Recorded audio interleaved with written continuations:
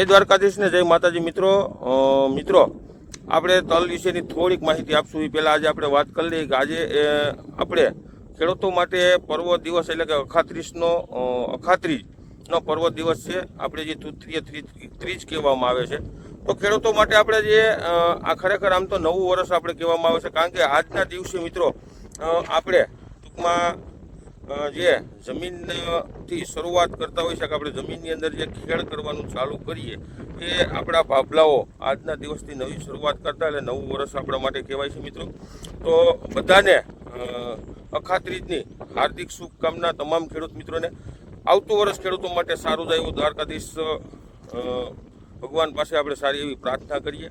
તો મિત્રો આપણે પહેલી વાત તો એ કરી દઉં છું કે જો આપણે એક નવી ચેનલ આપણે બનાવવામાં આવી છે.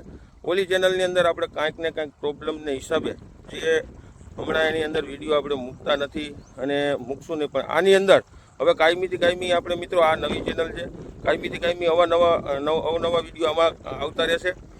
તો આપણે તો પહેલાં મિત્રો આ ચેનલની અંદર નવા મિત્રો હોય તો ચેનલને સબસ્ક્રાઈબ કરજો, આગળ વિડીયોને શેર કરજો, જેથી કરી અવનવી કાયમીથી કાયમી ખેડૂતોને સારી એવી માહિતી મળે. મિત્રો તો આપણે તલ વિશેની વાત કરશું કે આપણા જે 55 દિવસના મિત્રો તલ થયા છે, એક્ઝેક્ટ 55 દિવસના 7મું પાણી અત્યારે આપણે ચાલુ કર્યું છે.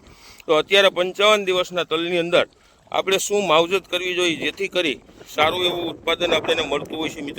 મિત્રો 55 દિવસના તલની અંદર અત્યારે જો આ રીતે બૈઢાનું પ્રમાણ છે અને હજી બધા મારા અંદાજ પ્રમાણે 2 પાણી પીવાના છે.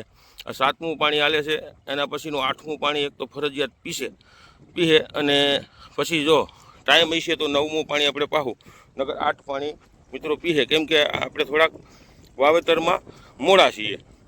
તો મિત્રો ખાસ કરી અને અત્યારે જો હું તમને માહિતી પૂરેપૂરી સચોટ આપું છું, ધ્યાનથી સાંભળજો. અત્યારે તલની અંદર સફેદ માખીનું પ્રમાણ થોડુંક વધારે છે, એટલે જે મિત્રો 500 દિવસે સામાન્ય પ્રાઇડ છે, ઇથિયોન સાયફર છે, ઇથિયોન સાયફર, પછી બાયફેન્થ્રીન છે, આવા જે દવાઈઓ અલગ અલગ ટૂંકમાં છાંટતા રહીએ છે, એ લોકોને થોડોક ઓછો આની અંદર એટેક છે સફેદ માખીનો તલમાં. બાકી થોડોક વધારે છે, જેને વધારે હોય એને કોઈ સારી કંપનીની દવા જેથી કરી સારું એવું રિઝલ્ટ મળે, સફેદ માખી નુકસાની ઓછી કરે. બાકી રનિંગ જે દવા છાંટે છે એ લોકોએ પ્રાઇડ અને ઇથિયોન સાયફર આવી વસ્તુનો ઉપયોગ કરવો. સાથે 55 થી 50 થી 60 દિવસની આસપાસ તલ જે થયા હોય એની અંદર સારી કંપનીનું કોઈ ઇફકો છે, આપણે મલ્ટીપ્લેક્સ છે, પછી ઇકોન છે, આવી બધી જે સારી કંપની છે મિત્રો, એવી કંપનીનું 05234 મિત્રો લેવાનું છે. 05234 ખાસ ધ્યાન રાખજો. અને પોંપે 70 થી 80 ગ્રામ જ લેવાનું છે મિત્રો, 100 ગ્રામનું પણ પ્રમાણ રાખવાનું નથી.